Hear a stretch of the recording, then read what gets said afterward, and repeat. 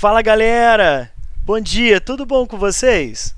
Então, dando continuidade aí à nossa parte de sistema digestório, a gente vai para o segundo bloco, que é a parte do tubo digestivo, tratando dos órgãos boca, faringe, esôfago e estômago. No próximo bloco, a gente vai ver o final do tubo digestivo, que a gente vai trabalhar os intestinos.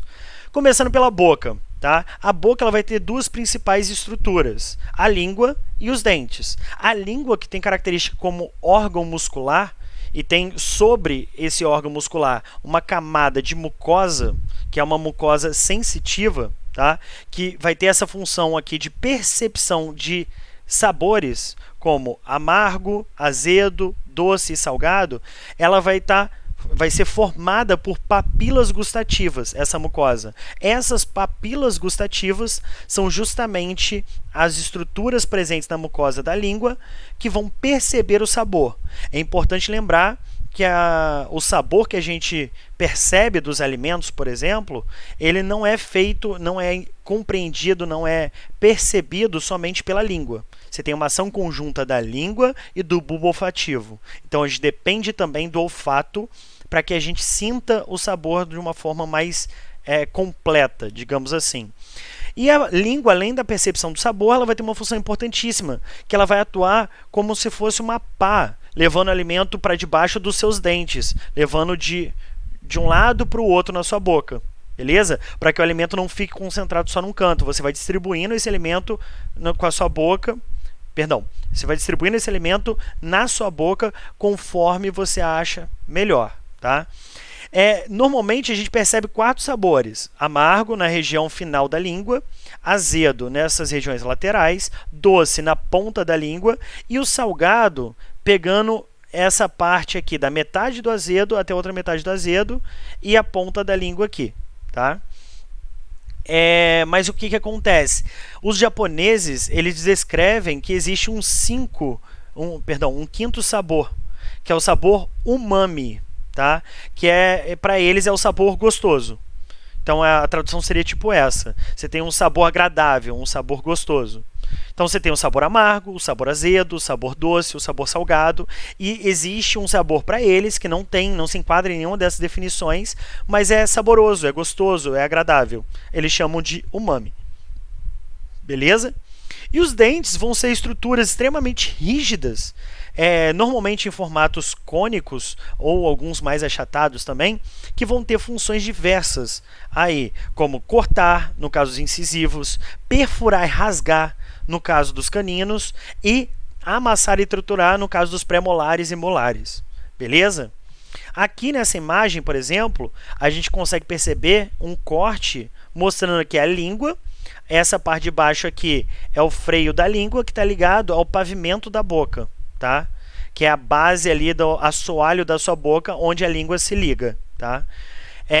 Aqui para cima você tem a arcada superior, aqui em corte a arcada inferior, e aqui você repara glândulas, tá? Salivares. A gente vai deixar para falar essas glândulas salivares lá num outro bloco, beleza? Aqui você consegue perceber as duas arcadas, aqui em cima a superior, aqui embaixo a inferior. Não precisa ficar se preocupando muito em decorar o nome e a localização dos dentes, tá? Isso quase nunca aparece em questão de vestibular, mas é importante que vocês tenham uma ideia sobre isso. A ideia geral que é interessante vocês terem é essa daqui. Os incisivos, eles estão relacionados principalmente a cortar o alimento, beleza? Então, por exemplo, você vai comer um pedaço de cenoura. O incisivo ele vai agir cortando, beleza? Tudo bem que você pode comer a cenoura quebrando e cortando ela já com os pré-molares ali depois dos caninos, né? Mas a ideia, o porquê dos nossos incisivos é justamente para cortar o alimento. Já os nossos caninos é para perfurar e rasgar. Tanto é que um organismo carnívoro ele tem os caninos mais envolvidos e mais projetados para que ele consiga perfurar melhor a presa dele e rasgar a carne dessa presa. Beleza? Os pré-molares têm uma função de amassar o alimento, tá? E os molares, uma função de triturar os alimentos. Beleza?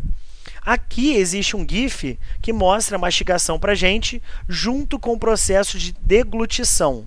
Tá? Aí aqui o movimento da nossa epiglote. Repare aqui, vai repetir o GIF, só para a gente ter uma visão melhor. Colocou um alimento na boca, aí você vai ver a mastigação, a língua levando o alimento para um canto, levando o alimento para o outro canto. Olha lá. Ela funciona igual uma pá levando de um canto para o outro. Quando vira aquela pasta, olha a língua agindo aqui também, ajudando a empurrar o alimento.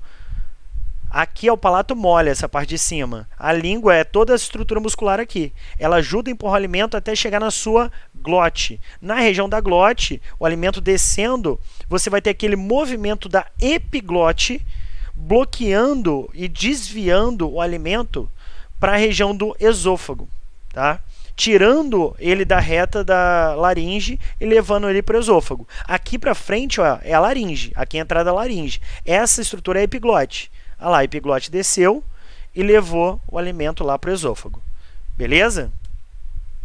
A nossa faringe, ela basicamente vai ser um canal comum ao sistema digestório e ao sistema respiratório. Ela é órgão comum a esses dois. Beleza?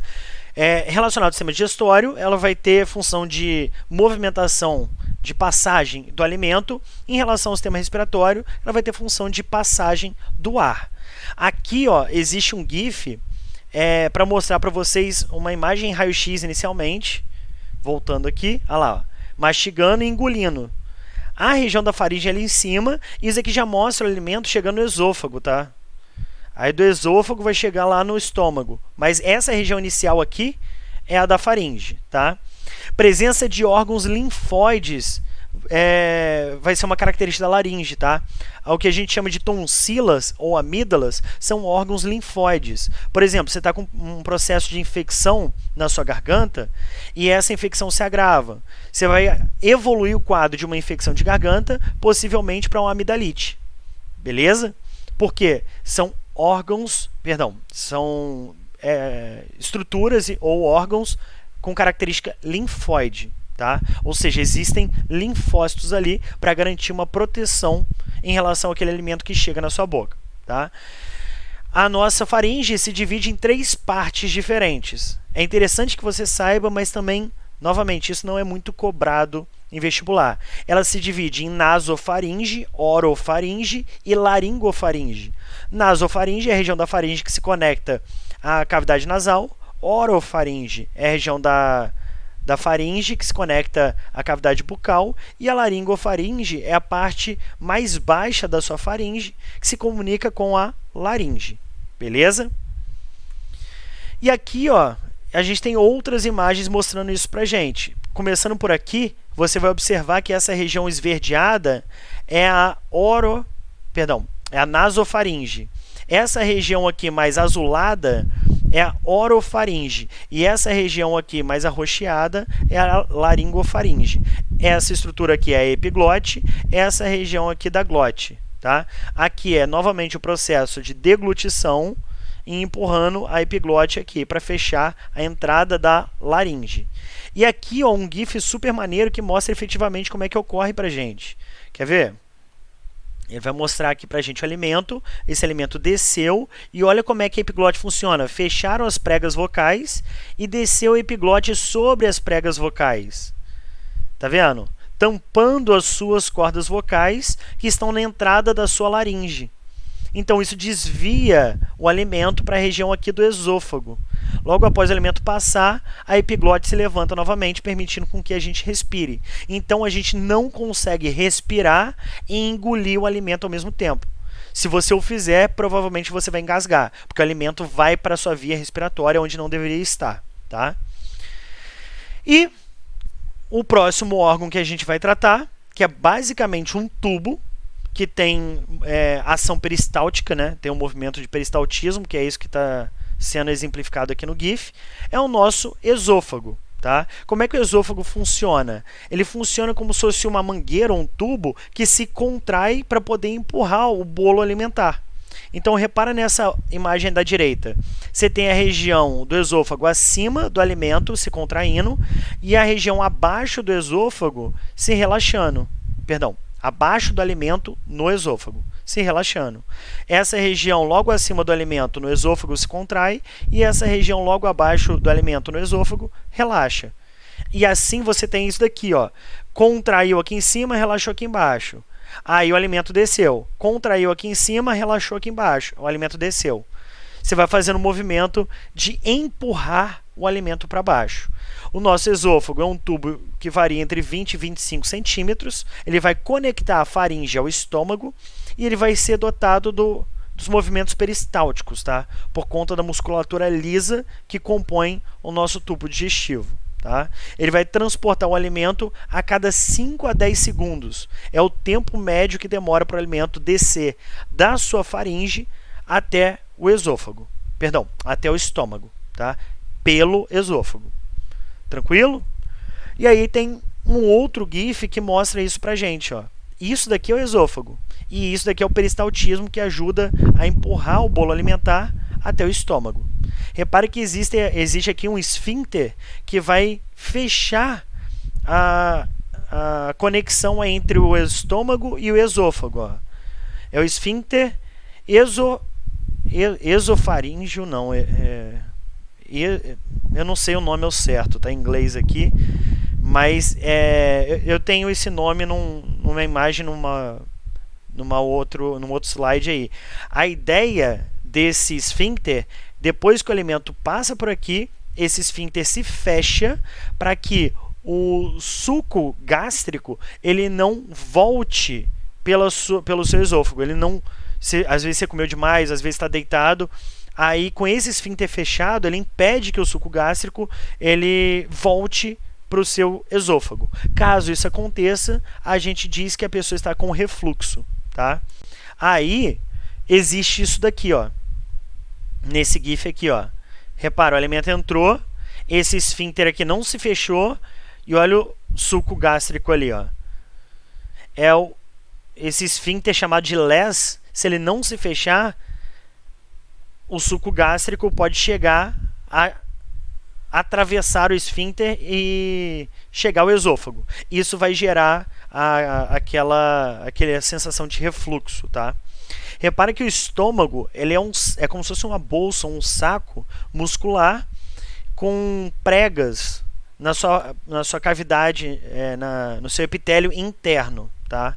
O lúmen estomacal ele vai ser preenchido pelo suco gástrico, né?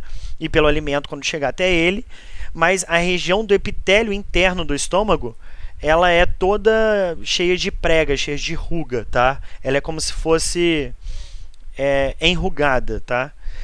O estômago se divide em basicamente 3 partes, que é o fundo, a curvatura, o fundo, o corpo e essa região antropilórica, é a região que vem antes do piloro, que é o outro esfíncter que tem ali no estômago, um esfíncter de chegada, que aqui ele chama de cárdia, tá? Aqui ele usa outro nome, eu acho que eles chamam mais ou menos de esfíncter esofágico inferior, alguma coisa assim, tá? Mas de qualquer jeito, aqui está como cárdia. Esse daqui é para impedir que o alimento volte do estômago para o esôfago, e esse daqui é para impedir tanto que o alimento do estômago vá antes do que deve para o duodeno, como também o alimento que foi para o duodeno volte para o estômago. Beleza? Vamos lá. É uma bolsa de parede musculosa. Ela está localizada no lado esquerdo do abdômen. Ela vai ligar o esôfago ao intestino delgado. Ela vai se comunicar ao esôfago através da cárdia, que é essa região aqui, e vai se comunicar com o duodeno através do piloro, que é essa região aqui.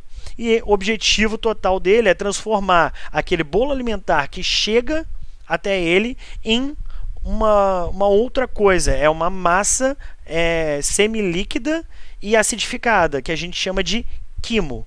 O processo de digestão no seu estômago é um processo que a gente chama de quimificação, que é basicamente a transformação do bolo alimentar em quimo.